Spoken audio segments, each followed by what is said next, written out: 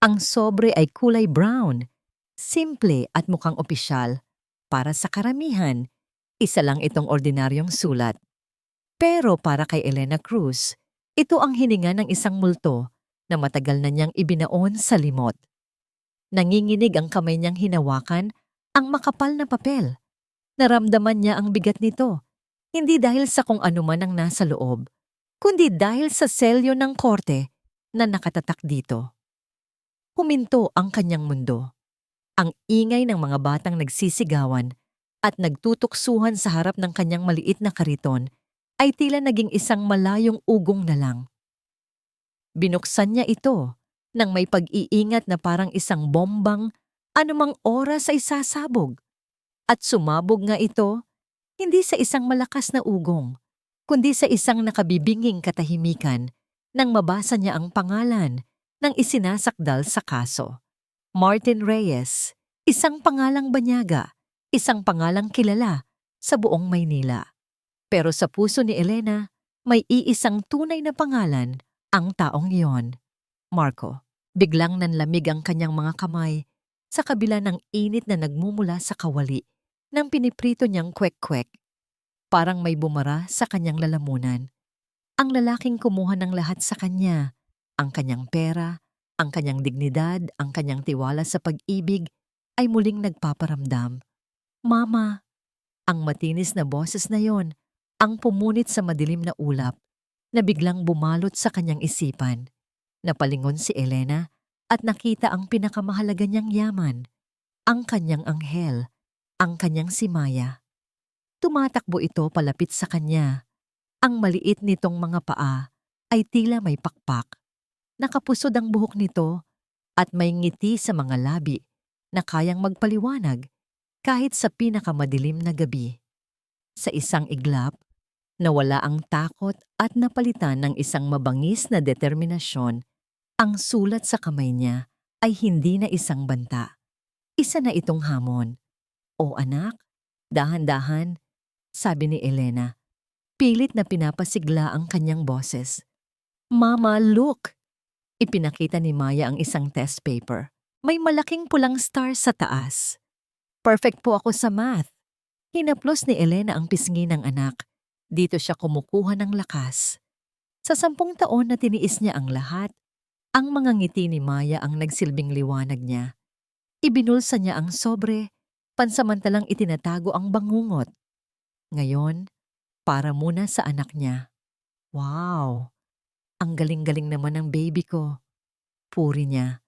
Sabay kuha ng isang tuhog ng fishball at isinawsaw sa matamis na sauce. "Heto ang premyo mo." Masayang tinanggap ito ni Maya. Habang pinapanood niya ang kanyang anak na kumakain, hindi napigilan ni Elena na mapatingin sa kabilang kalye. May isang magkasintahan doon, magkahawak kamay, masayang naglalakad. Isang pamilyar na kirot ang tumusok sa kanyang dibdib. "Pakakasalan kita, Elena. Dito mismo sa Cebu, sa harap ng lahat ng tao, ipagsisigawan ko na ikaw ang buhay ko. Bubuo tayo ng pamilya. Bibigyan kita ng magandang buhay." Ang mga salitang yon, ang mga pangako ni Marco, parang lason na, hanggang ngayon ay nanunuot pa rin sa kanyang sistema. Inalok siya nito ng langit, pero ibinagsak siya sa pinakamalalim na hukay ng impyerno. Niloko siya. Matapos siyang pakasalan, matapos makuha ang tiwala niya, ipinangalan sa kanya ang lahat ng utang ng kumpanyang sinimulan nila. At isang araw, paggising niya, wala na ito. Wala na si Marco. Wala na rin ang perang iniwan ng mga magulang niya. Ang perang sinabi nitong i-invest nila para sa kinabukasan ng kanilang magiging mga anak. Tinalikuran siya ng pamilya ni Marco. Tinawag siyang malas, manggagamit. Mag-isa niyang hinarap ang mga naniningil. Mag-isa niyang tiniis ang kahihiyan at mag-isa niyang pinalaki si Maya. Ale pabili po. Naputo lang kanyang pag-iisip. Isang estudyante ang nasa harap niya. Agad siyang ngumiti. Isang ngangiting sanay na sanay nang itago ang lahat ng sakit. "Anong sayo, iho?" Nang matapos ang araw at maisara na niya ang kanyang kariton, muli niyang kinuha ang sobre. Hindi na siya ang Elena na umiiyak. Sa bawat sulok 10 taon na ang nakalipas. Ang bawat patak ng mantika na tumalsik sa kanyang balat. Ang bawat kalyo sa kanyang palad. Ang bawat gabing kulang ang tulog ay nagpatigas sa kanya. Umuwi sila sa kanilang maliit na inuupahang kwarto. Habang mahimbing na natutulog si Maya, tinitigan ni Elena ang mukha nito. Para kanino siya lalaban? Para kanino siya magiging matapang? Ang sagot ay nasa harap niya lang. Kinuha niya ang kanyang lumang cellphone, ang screen ay may lamat na. May isang numero doon na matagal na niyang hindi tinatawagan. Isang numero na para bang isang lihim na sandata na matagal niyang itinago. Nag-dial siya. Bawat ring ay parang kabog sa kanyang dibdib. Una, pangalawa, pangatlo. Hello? Isang boses ng lalaki. Kalmado, pamilyar. David, halos pabulong na sabi ni Elena. May sandaling katahimikan sa kabilang linya. Pagkatapos ay isang malalim na buntong hininga.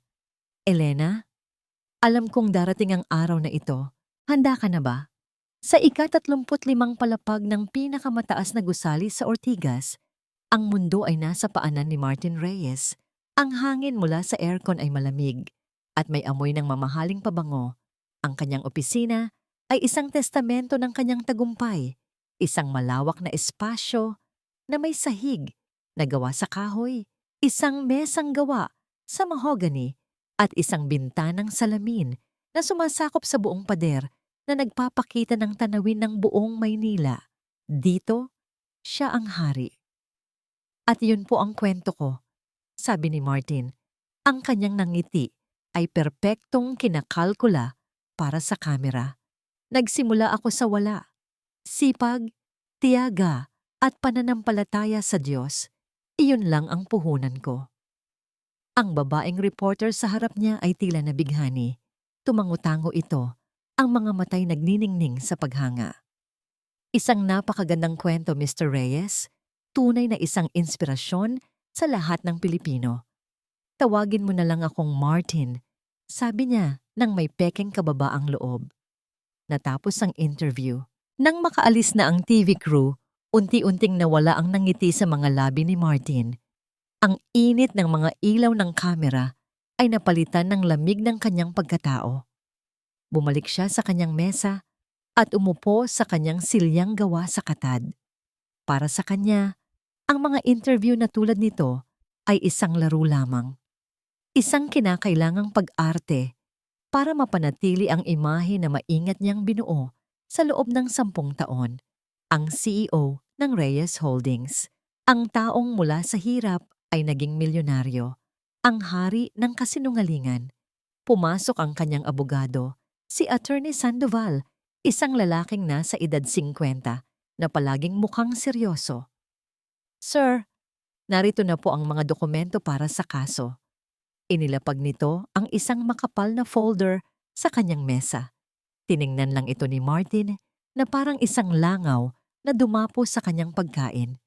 Ano ang sabi ng mga buwaya sa kabila? Tanong niya habang umiikot sa kanyang silya. Naghahain sila ng class action suit, sir. Marami-rami sila. Mga dating kliyente ng isa sa mga ghost companies na. Alam ko kung ano ang ginawa ko, Sandoval. Putol ni Martin sa sinasabi nito. Ang boses ay biglang naging matalas. Ang tanong ko, paano natin ito aayusin? Medyo komplikado, sir. Ang prosekusyon ay may matibay na ebidensya raw. Napatawa si Martin. Isang tawang walang kagalakan. Lahat ng bagay ay may presyo. Hanapin mo ang presyo nila. Bayaran mo kung sino ang kailangang bayaran. Gawin mo ang trabaho mo. Tumango si Sandoval, halatang hindi komportable. Masusunod. Shhh. Nang gabing iyon, sa kanyang marangyang penthouse unit, hindi mapakali si Martin. Sa kabila ng yaman na nakapaligid sa kanya, may isang bahagi ng kanyang pagkatao na hindi kailanman matahimik. Ipinikit niya ang kanyang mga mata at sinubukang matulog. At doon, sa dilim, Bumalik ang bangungot. Wala siya sa Maynila. Nasa Cebu siya. Nararamdaman niya ang init ng araw sa kanyang balat, naamoy niya ang alat ng dagat. Nakatayo siya sa harap ng isang maliit na bahay na gawa sa kahoy. Ang pintura ay natutuklap na. Ang bahay kung saan siya lumaki. Ang bahay na isinumpa niyang hindi na niya babalikan. May isang babaeng nakatayo sa may pinto, nakatalikod sa kanya. Hindi niya makita ang mukha nito, pero naririnig niya ang mga bulong nito. Mga bulong ng mga pangako, mga bulong ng panunumbat. Buhay ko, pinangarap natin. Bakit? Marco, bakit? Nagising si Martin na humihingal. Ang dibdib ay mabilis ang pagtibok. Pawis na pawis siya. Tumingin siya sa paligid. Ang malambot na kama, ang mamahaling kumot, ang dim light mula sa lampshade. Ligtas siya. Nasa Maynila siya. Ang biyahe sa bus papuntang Maynila ay tila isang paglalakbay sa ibang mundo. Bawat kilometrong nilalakbay palayo sa pamilyar niyang probinsya ay nagpapabigat sa kanyang dibdib. Ang Maynila para kay Elena ay isang halimaw. Malaki, maingay, at puno ng mga anino nung nakaraan. Bumaba siya sa terminal, dala ang isang maliit na bag na naglalaman ng ilang pirasong damit at ang bigat ng isang dekada. Mahigpit ang hawak niya rito na para bang iyon ang tanging kumakapit sa kanya sa lugar na ito. Sumunod siya sa direksyong ipinadala sa kanya ni David. Hindi ito isang malaking law office o isang magarbong gusali. Isa itong maliit at simpleng coffee shop na nakatago sa isang tahimik na eskinita, malayo sa kaguluhan ng pangunahing kalsada. Pagpasok niya, nakita niya agad si David sa isang sulok, nakatalikod. Kahit 10 taon na ang lumipas, kilala pa rin niya ang tindig nito. Ang taong naging sandalan niya noong panahong lahat ay tumalikod. Huminga siya ng malalim bago lumapit. David, tawag niya. Lumingon ito, ngumiti. Isang nangiting hindi nagbago, kalmado at puno ng respeto. Tumayo ito para salubungin siya. Elena, mabutit nakarating ka ng ligtas. Walang yakap, walang anumang awkward na pagbati. Isang simpleng pagtango lang mula kay Elena. Inabot ni David ang isang tasa ng kape na kanina pa pala naka-order para sa kanya. Alam kong paborito mo pa rin ang kapeng matapang. Napangiti si Elena ng bahagya. May mga bagay na hindi nagbabago. Tulad ng determinasyon mo. Dugtong ni David habang umuupo sila. Tinitigan siya nito ng diretso sa mata. Kinakabahan ka ba? Sino ang hindi? Aminado niya. Pakiramdam ko babalik ako sa simula ng lahat. Umiling si David. Hindi.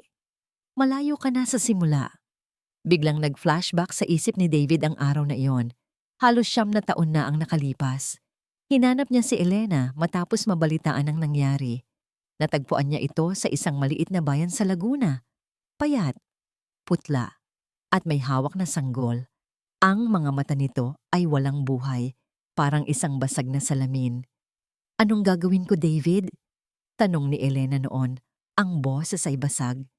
Tinitigan niya ang kaibigan. Hindi niya ito inalok ng awa. Inalok niya ito ng pag-asa. Gamitin mo ang galit mo, Elena. Huwag mong hayaang kainin ka niyan. Mag-aral ka.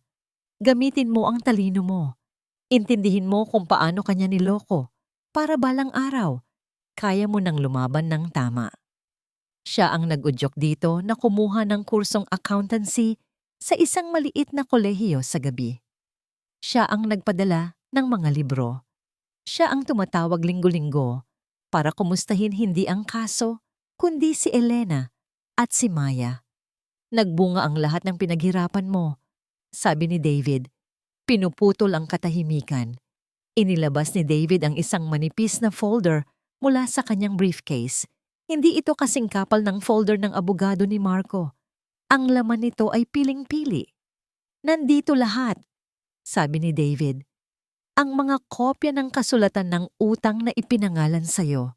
Ang mga bank statement na nagpapakita ng paglipat ng pera mula sa account ninyo patungo sa isang account na hindi mo alam.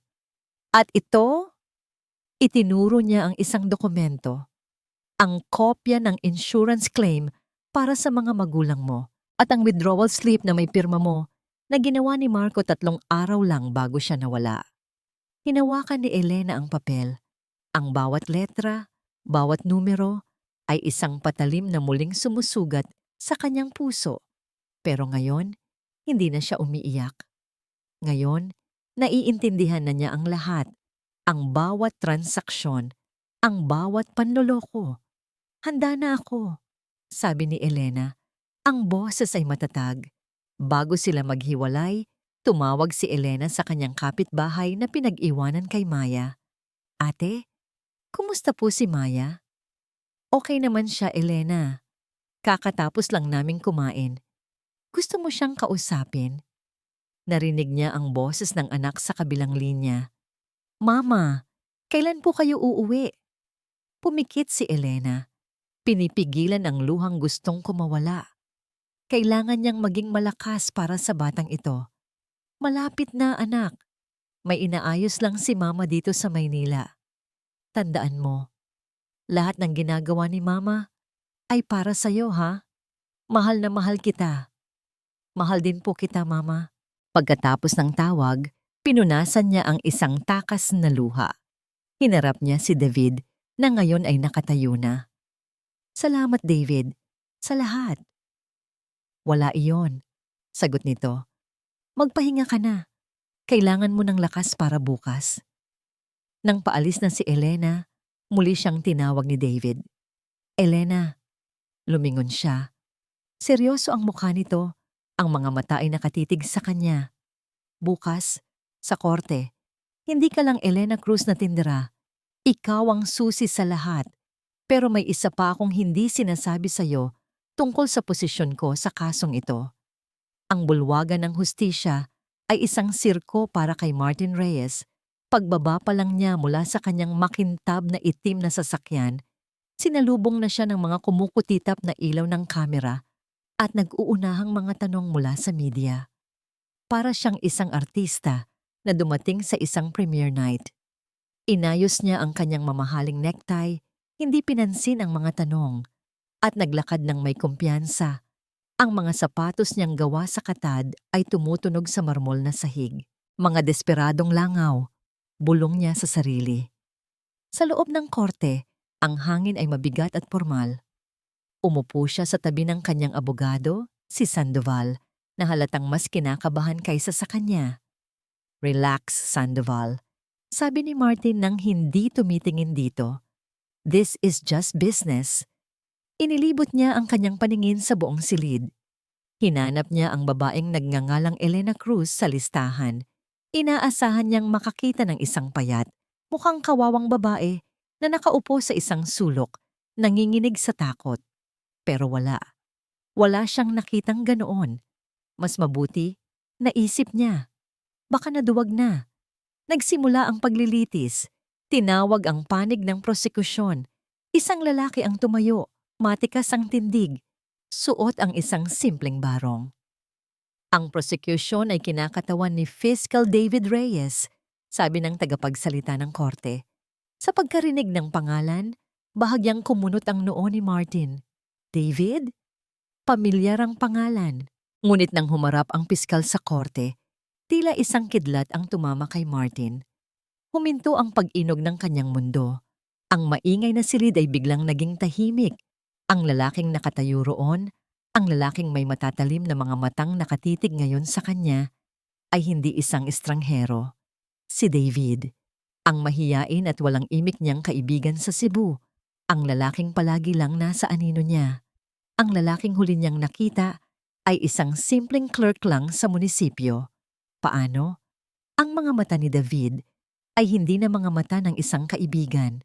Ang mga iyon ay mga mata ng isang mangangaso. May determinasyon, may galit, may isang dekadang paghihintay. Sa isang saglit, nagtama ang kanilang mga paningin at naramdaman ni Martin ang unang butil ng pawis na namuo sa kanyang noo. Nagsimulang magsalita si David. Ang boses ay kalmado ngunit may bigat. Tinawag niya ang ilang mga testigo, mga matatandang niloko ng kanyang kumpanya. Mga pamilyang nawalan ng ipon. Pinakinggan sila ni Martin na walang emosyon. Para sa kanya, sila ay mga numero lamang, mga collateral damage sa kanyang pag-akyat sa tagumpay. Kasinungalingan, bulong niya kay Sandoval. Gawin mo ang lahat para palabasin silang mga sinungaling na mukhang pera. Ngunit habang tumatagal, nararamdaman ni Martin ang unti-unting paghigpit ng bitag. Bawat ebidensyang inilalabas ni David ay tumpak. Bawat tanong ay may patutunguhan. Ito ay hindi isang simpleng kaso. Ito ay isang planadong demolisyon. Pagkatapos ng testimonya ng isang umiiyak na ginang, tumayo si David. Humarap siya sa hukom. "Your Honor," sabi ni David, ang boses ay umalingaw-ngaw sa buong silid. Ang mga testigong ito ay nagpapatunay sa lawak ng panloloko ng Reyes Holdings, ngunit alam naming ang depensa ay igigiit na ang akusado. Si Mr. Martin Reyes ay walang direktang kinalaman sa mga transaksyon na ito. Tumingin si David kay Martin, isang tinging nanunuot hanggang kaluluwa. "Kaya naman, Your Honor, handa na ang prosekusyon na ipresenta ang aming pinakamahalagang testigo. Isang taong hindi lang magpapatunay sa mga kasong ito, kundi mag-uugnay mismo kay Mr. Reyes o mas kilala niya sa dati nitong pangalan na Marco Villanueva sa pinakaunang araw pa lang ng kanyang pamemeke at panloloko." Isang nakabibinging katahimikan ang bumalot sa korte. Lahat ay nag-aabang. Naramdaman ni Martin na nanuyo ang kanyang lalamunan. Tumingin si David sa direksyon ng malaking pinto sa likuran ng silid. At sa isang malakas at malinaw na boses, sinabi niya ang mga salitang babasag sa mundong binuo ni Martin. Ang susunod na testigo ng prosekusyon. Siya na magpapatunay sa lahat. Tinatawagan ko si Bibi Elena Cruz. Bumukas ang pinto at pumasok si Elena. Sa pagbukas ng pinto, lahat ng mga mata sa loob ng korte ay napako dito. Ang bulungan ay unti-unting humina hanggang sa naging isang nakabibinging katahimikan. Maging ang mga kamera ng media ay pansamantalang huminto sa pagkutitap na parabang ang bawat lente ay gustong sipsipin ang bawat detalye ng sandaling iyon. Pumasok si Elena Cruz. Hindi siya ang babaeng inaasahan ng karamihan. Wala ang hitsura ng isang api, wala ang bakas ng isang naghihirap na tindera. Nakasuot siya ng isang simpleng itim na blazer at puting blouse. Ang kanyang buhok ay maayos na nakapusod. Ang kanyang muka ay kalmado. Ang kanyang mga mata ay matatag.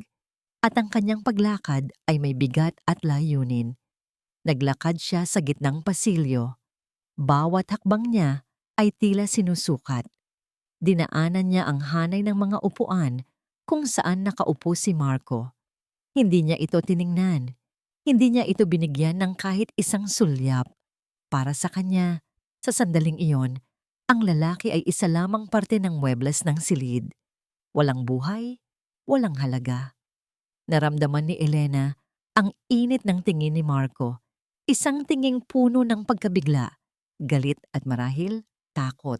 Ngunit hindi siya nagpatinag. 10 taon niyang hinintay ang araw na ito. 10 taon siyang nag-ipon ng lakas mula sa bawat luhang pumatak.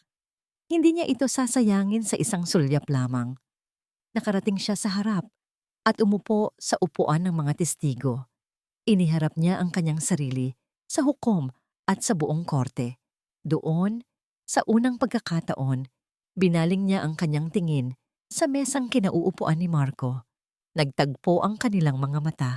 Nakita ni Elena ang lalaking minahal niya noon, ngunit ang nakita rin niya ay ang multo ng kanyang nakaraan, ang demonyong sumira sa kanyang buhay. Ngunit wala na ang dating sakit, wala na ang panginginig. Ang tanging naroon sa kanyang mga mata ay isang malamig at matatag na determinasyon. Nakita naman ni Marco ang babaeng tinalikuran niya, ngunit hindi na ito ang Elena na kilala niya. Wala na ang maamong mukha, ang malambing na mga mata na puno ng pag-ibig. Ang babaeng nasa harap niya ngayon ay isang estranghera. Isang babaeng ang mga mata ay tila kayang tumagos sa kanyang kaluluwa at ilantad ang lahat ng kasinungalingan na itinatago niya. Sa isang iglap, Ang CEO na si Martin Reyes ay naglaho. Bumalik siya sa pagiging si Marco Villanueva, isang duwag na tumatakbo. Maaari po bang itaas ng testigo ang kanyang kanang kamay? Sabi ng clerk of court. Itinaas ni Elena ang kanyang kamay, hindi nanginginig. Nangangako ka ba na magsasabi ng katotohanan, buong katotohanan, at pawang katotohanan lamang? Opo, nangangako po ako, sagot ni Elena. Ang kanyang boses ay malinaw. Malakas, walang bahid ng pag-aalinlangan. Umalingaw-ngaw ito sa tahimik na silid. Lumapit si David. Tumayo siya sa harap ni Elena. Ngunit ang kanyang mga tanong ay para sa buong korte. Maaari mo bang sabihin sa korteng ito ang iyong buong pangalan? Ako po si Elena Cruz. At ano ang kaugnayan mo sa akusado na si Mr. Martin Reyes? Huminga ng malalim si Elena. Ito na. Tumingin siya ng diretso kay Marco. Hinahayaan ng lahat na makita ang koneksyon sa pagitan nilang dalawa. Maari mo bang sabihin sa korteng ito kung paano mo nakilala ang akusado? Nakilala mo noon sa pangalang Marco Villanueva? Tanong ni David. Ang bawat salita ay may diin. Isang mapait na ngiti ang sumilay sa labi ni Elena bago ito nagsalita. Ang mga salitang bibitawan niya ay ang magiging unang yugto ng paghuhukom. Hindi ko lang siya nakilala, sabi ni Elena. Ang boses ay matatag at puno ng kahulugan. Siya ang asawa ko at siya ang kumuha ng lahat sa akin. Ang mga salita ni Elena ay parang isang bombang sumabog sa gitna ng korte. Siya ang asawa ko at siya ang kumuha ng lahat sa akin. Naramdaman ni Martin ang pag-ugong sa kanyang tainga. Ang bawat salita ay isang dagok na hindi niya inaasahan. Tiningnan niya si Elena. Umaasang makakita ng pag-aalinlangan o takot, ngunit wala. Pader. Isang matibay na pader ng katotohanan ang nakatayo sa pagitan nila. Protesta, Your Honor! Mabilis na sabi ni Sandoval, tumayo ito. Ang testimonya ng testigo ay malisyoso at walang kinalaman sa kaso. Ipagpatuloy mo, Fiscal Reyes, sabi ng hukom. Ang interes ay bakas na sa kanyang mukha. Sa sumunod na oras, naging isang bangungot ang korte para kay Martin. Kalmado at detalyado, isinalaysay ni Elena ang lahat. Mula sa pagtatayo nila ng maliit na negosyo sa Cebu hanggang sa araw na pinapirmahan siya ni Marco ng mga dokumentong akala niya ay para sa loan expansion. Ngunit sa katotohanan ay paglilipat ng lahat ng utang sa kanyang pangalan.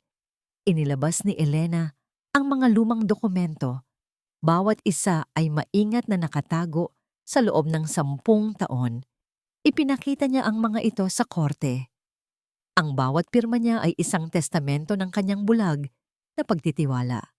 Hindi siya nagsasabi ng totoo. Bulong ni Martin sa kanyang abogado. Ang panga ay naninigas sa galit.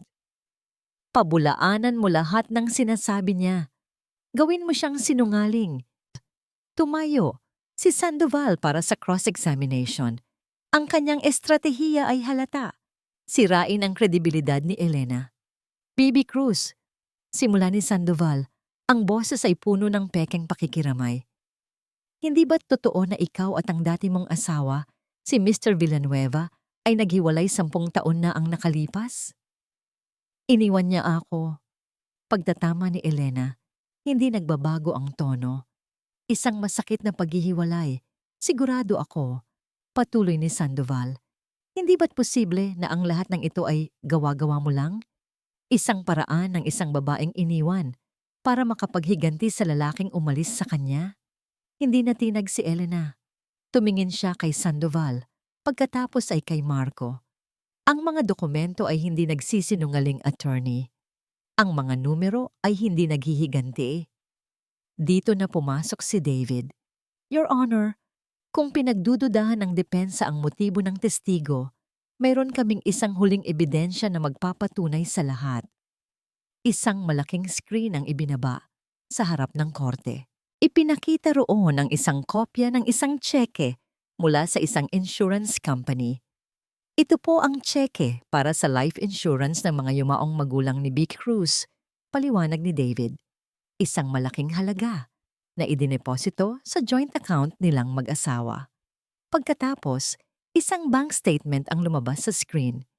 Ipinakita nito ang pag-withdraw ng eksaktong halaga ng insurance 3 araw lang bago tuluyang naglaho si Marco Villanueva mula sa Cebu.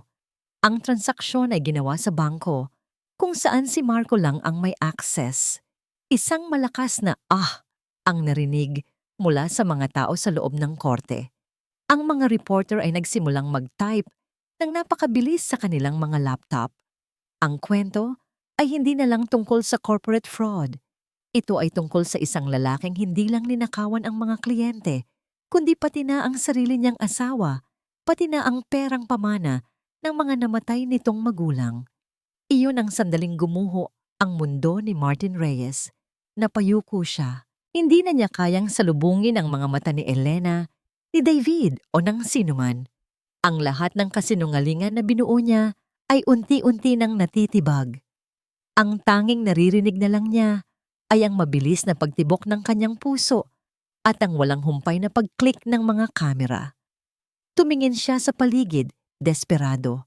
Doon, sa may likurang bahagi ng korte, nakita niya ang isang lalaki. Isang lalaking simple lang ang suot, walang kapansin-pansin sa itsura, ngunit may mga matang laging nagmamasid. Isa sa mga taong binabayaran niya para sa mga espesyal na trabaho. Nagtagpo ang kanilang mga mata. Sa gitna ng kaguluhan, bahagyang itinaas ni Martin ang kanyang baba at tumango ng halos hindi mahahalata. Isang tango na nagsasabing, "Gawin mo na." Ang lalaki ay tumango rin bilang tugon, bago ito dahan-dahang tumayo at tahimik na lumabas ng korte. Pagkatapos ng araw sa korte, si Elena ay dinala ni David sa isang maliit at ligtas na apartment na inihanda nito para sa kanya. Sa wakas, pagkatapos ng matinding tensyon, nakahinga siya ng maluwag. Naramdaman niya ang pagod na gumagapang sa bawat himaymay ng kanyang katawan, isang pagod na hindi lang pisikal, kundi emosyonal. "Ang galing mo kanina, Elena," sabi ni David bago ito umalis. "Ipinakita mo sa kanilang lahat kung sino ka talaga." Isang maliit na ngiti lang ang naisagot ni Elena. Sa loob-loob niya, hindi pa tapos ang laban. Nang maiwan siyang mag-isa sa katahimikan ng apartment, kinuha niya ang kanyang cellphone. Tinitigan niya ang litrato ni Maya na nakasave sa kanyang screen. Ang nakangiting mukha nito, ang maniningning nitong mga mata. Ito ang kanyang lakas, ang kanyang inspirasyon, ang kanyang lahat. "Para sa'yo ito, anak," bulong niya sa sarili. "Para sa kinabukasan mo." Biglang nag-vibrate ang kanyang cellphone. Isang unknown number ang tumatawag. Nagdalawang isip siya kung sasagutin ba ito. Baka isa sa mga reporter. Ngunit may kung anong nag-udyok sa kanya na sagutin ito. "Hello?" sabi niya. Katahimikan. Wala siyang marinig sa kabilang linya kundi ang isang mabigat na paghinga. "Hello? Sino to?" Ulit niya. Nagsisimula ng kabahan. Ang mabigat na paghinga ay nagpatuloy pa ng ilang segundo bago biglang naputol ang linya. Napakunot ang noo ni Elena. Isang kakaibang kaba ang gumapang sa kanyang dibdib. Isang maling biro lang siguro. Ngunit bago pa niya maibaba ang cellphone, isang tunog ng text message ang narinig niya. Galing sa parehong unknown number. Binuksan niya ang mensahe. Hindi ito mga salita. Isa itong litrato. Nanlamig ang buong katawan niya. Huminto ang kanyang paghinga. Ang litrato ay malinaw. Si Maya, nakatayo sa harap ng gate ng eskwelahan, masayang nakikipaglaro sa kaibigan nito. Ang kuha ay tila mula sa malayo, na para bang may isang taong nagmamasid. Isang taong alam kung nasaan ang kaisa-isa niyang kayamanan. Kasunod nito ay isang maikling mensahe. "Manahimik ka kung gusto mo pa siyang makitang lumaki." Nabitiwan ni Elena ang kanyang cellphone. Tumalbog ito sa sahig, pero ang mga salita sa screen ay tila nakatatak na sa kanyang utak. Isang matinding panginginig ang lumukob sa kanyang buong katawan. Ang tapang na ipinamalas niya sa korte kanina ay biglang naglaho, napalitan ng isang malapot at madilim na takot. Hindi, hindi maaari. Bulong niya, ang boses ay nangangatog. Agad niyang sinubukang damputin ang telepono. Ang kanyang mga daliri ay tila naging paralisado. Hindi niya halos madayal ang numero ng kanilang kapitbahay na si Aling Rosa ang nagbabantay kay Maya. Isang ring, 2, 3. Bawat tunog ay parang tunog ng isang orasan na nagbibilang ng nalalabi niyang oras. Hello? Elena? Sagot ni Aling Rosa. Ate, si Maya. Nasaan si Maya? Halos pasigaw na tanong ni Elena. Nasa kwarto na, Elena. Katatapos lang mag-aral. Bakit? May problema ba? Napasandal si Elena sa pader. Unti-unting napaupo sa sahig. Ang kanyang hininga ay naging mabilis at mababaw. Ate, pakiusap. Pakiusap, ilak niyo lahat ng pinto. Huwag kayong magbubukas kahit kanino. Kahit kanino. Parating na ako. Uuwi na ako. Elena, anong nangyayari? Nakakatakot ka naman. Hindi na natapos ni Aling Rosa ang sasabihin dahil ibinaba na ni Elena ang telepono. Mabilis siyang tumayo, kinuha ang kanyang bag at lalakad na sana palabas nang biglang bumukas ang pinto ng apartment. Napasigaw si Elena sa takot. Elena, anong nangyari? Si David pala. Nakita nito ang hitsura ni Elena, ang pawis na namumuo sa noo nito, ang mga matang dilat sa takot at ang panginginig ng buong katawan. David! Si Maya! Kukunin nila si Maya! Ipinakita ni Elena ang text message. Nang mabasa ni David ang mensahe, nagdilim ang kanyang paningin. Hayop ka, Marco. Isusuko ko na ang lahat, David. Paghikbi ni Elena. Ang kanyang mga luha na kanina pa pinipigilan ay tuluyan ng umagos. Ayoko na. Hindi ko kaya kung may mangyayaring masama sa anak ko. Ibibigay ko sa kanya ang gusto niya. Mananahimik na ako. Aalis na kami. Napaupo si Elena sa sahig. Itinakip ang 2 palad sa kanyang mukha. Ang bawat hikbi ay puno ng desperasyon. Sa sandaling iyon, naramdaman niyang muli ang pagkatalo. 10 taon niyang binuo ang kanyang sarili, pero sa isang pagbabantalang kay Maya, tila bumalik siya sa pagiging mahina at talunang babae sa Cebu. Hindi ko na kaya. Isusuko ko na ang lahat. Wag lang ang anak ko. Ulit-ulit niyang sabi sa pagitan ng mga hagulgol. Nilapitan siya ni David at hinawakan sa balikat. Pero hindi alam ng abogado kung anong salita ang makakapagpakalma sa isang inang natatakot para sa buhay ng kanyang anak. Ang katahimikan sa silid ay binalot ng tunog ng pagkabasag ng puso at pag-asa ni Elena. Kinabukasan sa korte, hinanap agad ng mga mata ni Martin si Elena. Nakita niya ito sa hanay ng upuan ng prosekusyon katabi si David. Namumutla ito at halatang may malalim na iniisip. May bakas ng pamamaga sa ilalim ng mga mata nito na para bang magdamag itong umiyak. Isang ngiti ng tagumpay ang sumilay sa labi ni Martin. Gumana. Alam niyang gagana. Ang bawat tao ay may kahinaan at ang kahinaan ni Elena ay ang kanyang anak. Nang magdeklara ang hukom ng isang maikling recess, iyon na ang hudyat na hinihintay niya. Sandoval, gumawa ka ng paraan para ma-distract si David. Kahit 10 minuto lang, utos niya sa kanyang abogado. Mabilis na tumalima si Sandoval habang kinakausap nito si David tungkol sa isang teknikalidad sa kaso. Dahan-dahang lumapit si Martin sa kinaroroonan ni Elena na naiwang mag-isa. Hinarang niya ito sa isang pasilyo na hindi gaanong dinadaanan ng tao. Nakita niya ang gulat sa mga mata ni Elena nang makita siya nito. Elena, sabi niya, ang boses ay malumanay at puno ng pagsisisi. Ito ang boses na ginamit niya noon para makuha ang puso nito. Hindi ang boses ni Martin Reyes na CEO, kundi ang boses ni Marco Villanueva na mapagmahal na asawa. Hindi ito sumagot. Sinubukan niyang abutin ang kamay nito, isang kilos na puno ng panunuyo. Ngunit mabilis itong umiwas. "Huwag mo akong hawakan," sabi ni Elena. Ang boses ay malamig na parang yelo. Hindi nagpatinag si Martin. Iyon ang inaasahan niya. Galit. Iyon ang kailangan niyang basagin. "Patawarin mo ako," sabi niya. Tinititigan ito ng diretso sa mata. Sinusubukang magpanggap na bukal sa kanyang puso ang lahat.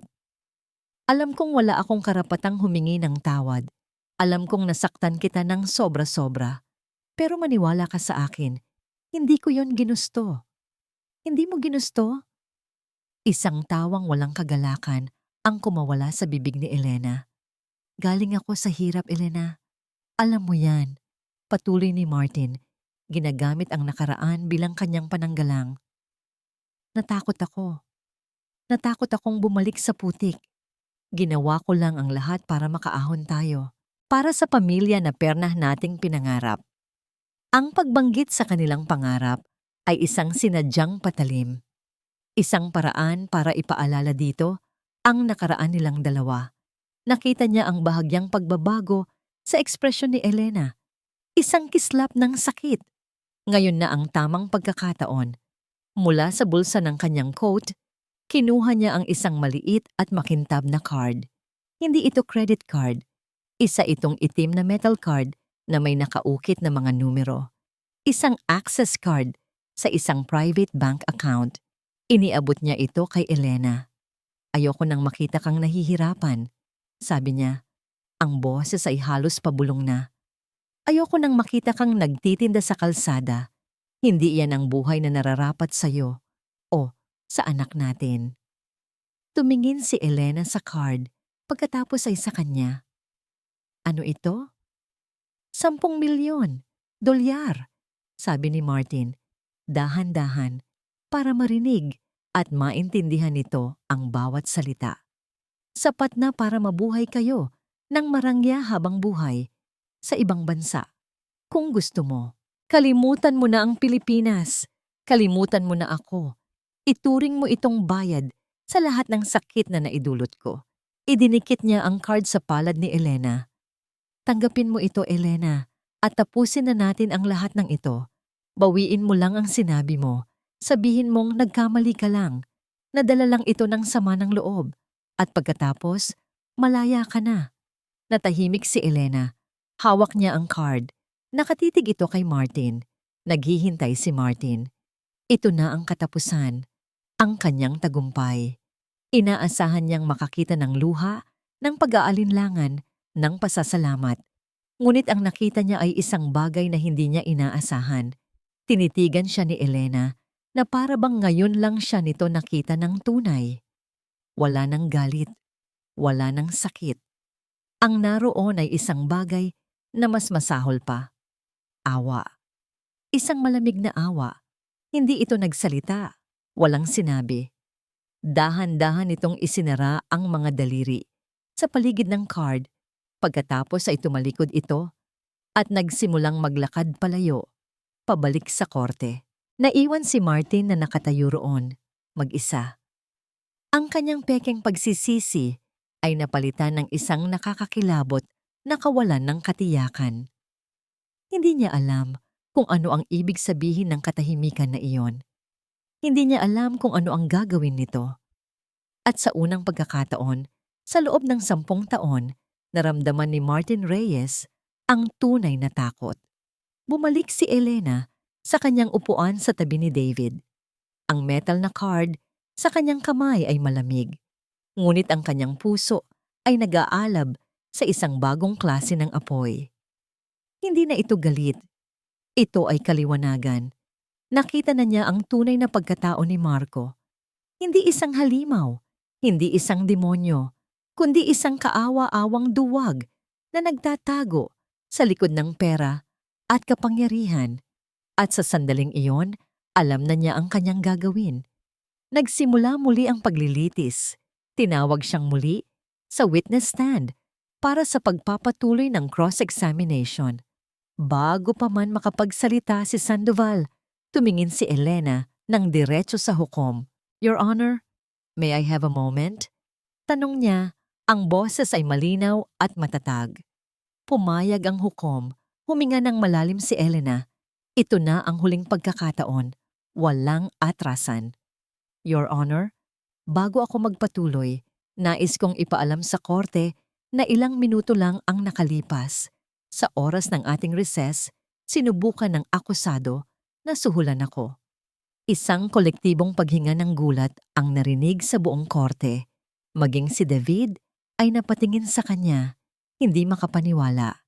Si Martin naman, na nakaupo sa kanyang silya, ay namutla na parang isang patay. Protesta! Walang basihan ang paratang na yan! Sigaw ni Sandoval. Katahimikan! Sigaw ng hukom. Ang kanyang boses ay dumagundong. Tumingin siya kay Elena. Maari mo bang patunayan ang sinasabi mo, Bibi Cruz? Opo, Your Honor. Dahan-dahan, itinaas ni Elena ang kanyang kamay at ipinakita ang itim na metal card na ibinigay sa kanya ni Marco. Inalok ako ng akusado ng 10 milyong dolyar na kapaloob sa card na ito. Ang kapalit ay ang pagbawi ko sa lahat ng aking testimonya laban sa kanya. Sumabog ang bulungan sa korte. Ang mga reporter ay tila mga langgam na nagkakagulo. Ang hukom ay paulit-ulit na pumapalo ng kanyang gavel para sa katahimikan. Ito ay isang malaking kasinungalingan, sigaw ni Martin. Tumayo mula sa kanyang upuan. Ang pagkukunwari ay tuluyan ng nawala. Mr. Reyes, maupo ka! Utos ng hukom. Ngunit hindi pa tapos si Elena. Habang ang lahat ay nasa estado ng kaguluhan, huminga siya ng malalim. Mayroon pa siyang isang huling bala. Ang pinakamasakit sa lahat. Your Honor, sabi niya, at sa pagkakataong ito, ang kanyang boses ay bahagyang nanginig, hindi dahil sa takot, kundi dahil sa sakit ng alaala. Ang suhol na ito ay hindi ang pinakamatinding kasalanan na ginawa niya sa akin.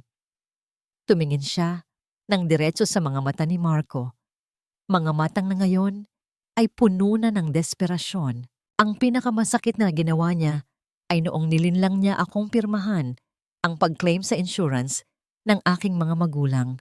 3 araw pa lang silang nakalibing noon. Habang umiiyak ako, sinabi niya sa akin na iyon daw ay para sa aming kinabukasan. Ang perang yon, Your Honor, hindi lang yon pera. Iyon ang huling alaala na iniwan sa akin ng aking nanay at tatay. Sa wakas, isang butil ng luha ang pumatak mula sa mata ni Elena. Ngunit hindi ito luha ng kahinaan. Ito ay luha ng pagpapalaya. Hindi lang pera ang ninakaw niya sa akin. Ninakaw niya ang huling alaala ng mga magulang ko. Katahimikan. Isang nakabibinging katahimikan ang bumalot sa buong korte. Ang bawat salita ni Elena ay tumagos sa puso ng lahat ng nandoon. Wala nang kailangang ebidensya. Ang katotohanan ay naroon, hubad at masakit. Si Marco ay napaupo, wala ng lakas. Tinalo siya hindi ng batas, kundi ng mga salita ng babaeng minsan niyang sinira. Ang hatol ay mabilis na ibinaba, guilty, sa lahat ng kaso, sa pinakamataas na parusa. Habang isinasakay siya ng mga pulis, napadaan si Marco sa tabi ni Elena. Tumingin siya dito, ang mga mata ay nag-aapoy sa galit. Sinira mo ang buhay ko, sigaw niya. Tinitigan lang siya ni Elena. Walang galit, walang saya, walang kahit anong emosyon. Tumingin lang siya na para bang nakatingin sa isang estranghero. At pagkatapos, tumalikod siya. Tapos na ang lahat. Ilang linggo ang lumipas. Ang ingay ng kaso ni Martin Reyes ay unti-unti nang humupa. Naging isang kwento na lang na paminsan-minsan ay nababanggit sa mga balita.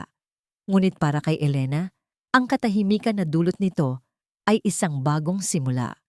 Nasa ilalim sila ng init ng hapon ni Maya, sa harap ng kanilang maliit na kariton. Ngunit ngayon, hindi sila nagluluto. Nililinis nila ito sa huling pagkakataon. Bawat kuskos ng basahan sa mga mantsa ng mantika at usok ay isang pagpapaalam sa buhay na nagbigay sa kanila ng ikabubuhay sa loob ng 10 taon. Mama, saan po natin ilalagay si Manong Kariton? Tanong ni Maya. Ang boses ay may bahid ng lungkot. Para sa kanya, ang Kariton ay naging isang kaibigan. Hinaplos ni Elena ang buhok ng anak. Ibibigay natin siya kay Aling Nena para may magamit siya sa pagtitinda. Tutulungan natin siya. 'Di ba? Ngumiti si Maya. Opo, para may fishball pa rin po ang mga kaibigan ko. Isang pamilyar na sasakyan ang huminto sa di kalayuan. Bumaba mula rito si David, hindi na suot ang kanyang formal na barong, kundi isang simpleng polo shirt lang. May dala siyang maliit na paper bag. Mukhang abala kayo. Bati niya. Tito David! Masayang sigaw ni Maya at tumakbo ito para yumakap. Hello, champ! May pasalubong ako sa'yo, sabi ni David. Sabay abot ng isang libro ng mga kwento at isang kahon ng paboritong biskwit ni Maya. Habang abala si Maya sa kanyang mga regalo, lumapit si David kay Elena. Kumusta ka na? Tanong niya. Heto, payapa, sagot ni Elena. Isang ngiti ang sumilay sa labi niya. Isang ngiting abot hanggang sa kanyang mga mata. Salamat sa lahat, David. Hindi ko alam kung anong gagawin ko kung wala ka. Magkaibigan tayo, Elena. Iyon ang mahalaga, sabi ni David. Napadalaw ako para ibalita sa'yo na nagsimula ng i-liquidate ang mga ari-arian ni Marco. Malaki-laki ang makukuha ng lahat ng biktima. Kasama ka na roon. Hindi man kasing laki ng inalok niya sa'yo pero hindi na mahalaga ang pera, David. Putol ni Elena. Ang mahalaga ay ito. Itinuro niya ang kanyang dibdib, ang kapayapaan, iyong paggising mo sa umaga na wala kang kinatatakutan, iyong pagtulog mo sa gabi na alam mong tama ang ginawa mo. Hindi iyon kayang bilhin ng kahit ilang milyon. Nang gabing iyon, sa kanilang maliit na kwarto, binuksan ni Elena ang kanyang bank account sa cellphone. Nakita niya ang pumasok na pera, isang disenteng halaga mula sa korte. Hindi ito sapat para bumili ng mansyon, pero sapat na para magsimulang muli. Sapat na para sa isang bagong buhay.